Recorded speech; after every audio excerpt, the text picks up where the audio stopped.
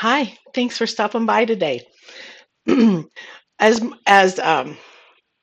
most of you know, I am a certified instructor for Judy Niemeyer for Quiltworks Patterns, but that's not the only thing that I like to do. I like to do a pretty wide variety of things, and one of the things that really I have a lot of things to make them is scraps. I end up with a lot of scraps from all the different quilts that I've made, and I am probably a little bit of a mm, tight when it comes to the fabric. Yeah, fabric's expensive these days, more so than it has been at any other time. And when you have to spend $14 a yard for a quilt and you need to buy more than 10 or 15 yards of fabric to make that quilt, well, every bit of it counts. And so there's there's a limit to what I will save, but what I wanted to do is tell you about one of my very, very most favorite patterns that is not Quiltworks, doesn't have anything to do with Quiltworks, and that is what's hanging in the back behind me. It's called Tutti Frutti, and it is just as fun as can be. It has two very, very simple blocks. It has a four patch and it has pinwheels, and everything else is squares. And it's fun. You get to mix and match most everything that you want to do. And it's just a huge, fun project. When I say huge, it's greatly fun. It's not huge. The instructions have it be more of a lap size, but I like to make it. I actually have made uh, three with the intention of making one for our bed, my husband and my bed, and I get it to a certain size, and gosh, it goes to a wedding instead of coming to us. So I've made it a few times. What's in the background behind me is a section of another one, and hopefully I'll get to keep this one, or at least all of it, maybe not just part of it.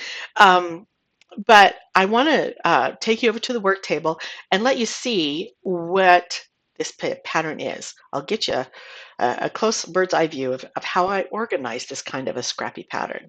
So the pattern itself is, excuse me as I adjust my camera. Yeah, make the world straight again. Um, this pattern came out of the Fons and Porter Quiltmaker magazine, and it's all the way from May, June. I don't know if you can see that. It's the glare's terrible. May, June of 2017, issue number 175. Obviously, it's been around a little while, and the magazine is a little raggle tagged, but Quiltmaker, I have not only do I have this in print form, but I also have it as an online subscription. But here's a picture of the quilt right here. It's numbered on page 72, and over here it says, Tutti Frutti, easy, bright pinwheels abound in this delightful scrap quilt. Well, that was right up my alley. And so this is, when you open it up, there you go. And this is the layout. And what you can see is it's seen better days. The pages are a little bit torn, and I've got scribbles all over it, and it's permanently opened like this. But and those are my notes. I keep the sticky notes because I end up making them using them for block one and block two all the way across, so I know one, two, three, four, five, and according to this, block eight of row four, that kind of thing. It helps me to keep track of what I'm doing. But you make four patches and you put them together like this, and then you make pinwheels, and then you make another series of blocks that has pinwheels going this way and the four patches going that way. It gives you some really great instructions, great pictures about how to make it and how to expand it, and I it's just fun. It's just plain old fun. So I have a project tote. So we'll put this away for now. I have a project tote, and inside of the tote, I keep squares and stuff. So you need to have 2.5 inch squares that partner up with your little tiny itty bitty four patches, okay, which are 2.5 inch square. In order to make these, you need 1.5 inch strips. And I use, I don't just use black and white, I use lights and darks. And when I just am needing some just plain old sewing time, and I don't care what they are, I have a light and a medium, or I have a light and a dark. Yeah, there's the light and the dark, and I use different color backgrounds for my light colors. So then I can pair this up. You use these as your strips, and then you will cut them apart, turn them, and then turn them into 4 patches. It goes into the instructions like that really, really well. And I don't have any of this kind of fabric cut, but say for instance, like this. This is a light green and a dark green right here, or medium and a light, or whatever. This fabric, I also put it on a peach fabric, but in this one, I put it on a green. So there's that. And then I have my 2.5 inch little squares that I can match up to that. And that begins part of the process is that you have to have 2.5 inch squares that begin to make a larger 9 patch block. Different sections are built into 9 patches. So that I have a bag of little squares like that. Then I can cut, if I just have enough time to cut some squares, I just cut them and bag them. If I have only enough time to make strips, like 1.5 inch strips, I don't have enough time to do that. I'll make the strips and bag them until I can cut them apart and do something else with them. Turn them into little itty bitty 4 patches. So then there's that. And then what else do we have in here? We have, um, these are more 2.5 inch squares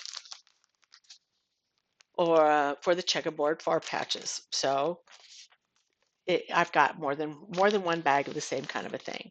Then we also make there's the 4 patches.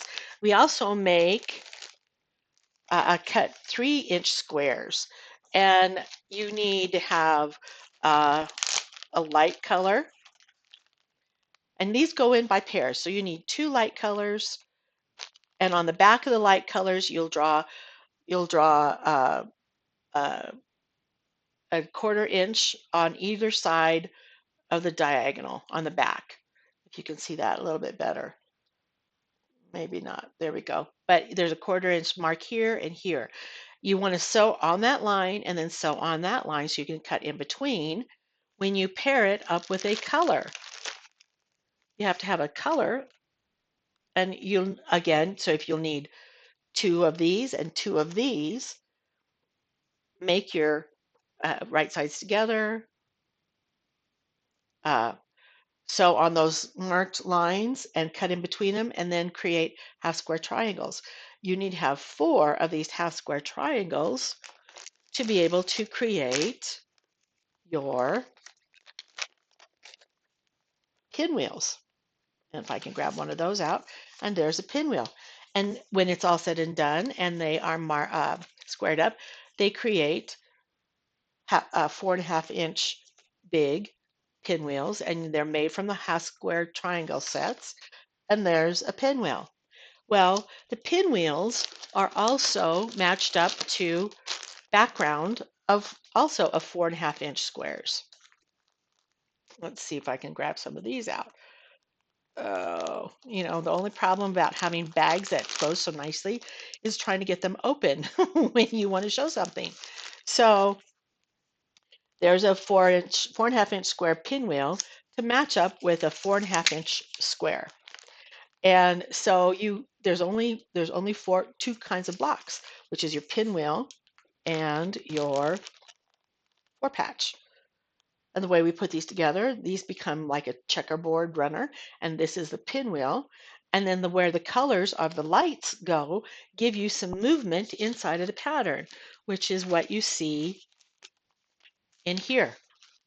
You can see how the gradient of the lights and the darks and the light mediums and all of that kind of stuff um, of this sorry, that's I feel like Chevy Chase in Christmas Vacation when and he gets sap on his fingers. He can't get the sticky off. Anyhow, um, what you'll see is the running line of the four patch, like a checkerboard four patch running through that, and you get the intermittent cross lines of the pinwheels. So you have checkerboards, four patches going like this, making one motion, and you have a secondary design of the pinwheels going counter to this, and sometimes alongside of it. So it these are going down as these are going down as the checkerboards are going up. And the movement with inside of that is just really endearing to me. It is so easy to make, so fun to make. And like I said, I have made more than one. And I will probably continue to make them because they seem to have a tendency to just find their way to a new home all the time. So, getting back to using scraps, scraps are really important in our world these days. Um, you, uh, there's a very important monetary number that goes along with all of this. Not just that the fabric is $14 a yard now and headed upwards. It takes about 3 pounds of fabric, excuse me, 3 yards of fabric, excuse me. It takes about 3 yards of fabric to equal 1 pound. So when you think about it, and you've got a quilt top, and it might weigh a couple pounds. It's pretty easy and pretty lightweight. But inside of that is 6 yards of fabric. 6 times 14 is what? Mm, $84? That's not cheap. And if I can use $84 of real money in my hand to pay groceries or pay uh, put gas in my tank or to do anything that I need to do, and I can have scraps feed my sewing habit and feed my need to be productive and creative, then I'm going to use those scraps up because they have value and they have merit. And then to be able to make something that is as fun and attractive as that, it's just a sweet little design. And I think that's a great way. It's important to use up things until they're all gone in a usable and manageable manner. So in this one project, I'm able to keep all of its little components in one bag, in one little project box, and I'm really happy for that. There are other means to manage scraps. And there is, I think she's the queen of fabric scraps, and that's Bonnie Hunter. And if you don't know who she is, I'll put a link in the comments section below, and you can go to her website. She offers a lot of free patterns. She writes patterns frequently and has now developed a PDF system that she will, you can buy her patterns one at a time. It used to be that they were published in a book, which is always good, and there's nothing wrong with that, but it's more direct to the consumer. And I think COVID had a lot to do with that, that she morphed her business a lot. She did an awful lot of traveling. She does still do traveling, but more of a, very distinctive kind of thing. She used to go to a lot of guilds and do a lot of traveling that way and trunk shows and whatnot. But she has a retreat center now, and it tells all about that on her website. She also has a daily blog. Um, so you should go to her website. I'll include it below. She's a great resource for scrap quilters. She also is very, very fond of vintage machines. There's a couple tabs on her website that um, involve that specifically about her vintage machine collection. So um, if you have a featherweight, or if you'd like to, or if you have any kind of other vintage machine, you could probably find more resources under her tabs in that regard. Free patterns, blog, vintage machines, and a whole host of other things. She's got a pretty broad spectrum website, and I really enjoy following her. But Bonnie Hunter and uh, Quiltville is what she calls her company. Quiltville Inn is her retreat center, and The blog is will be listed below. It escapes me at the moment, but more than anything, I wanted to show you some of the one of the scrappy things that I like to do. And I hope you have a really great day.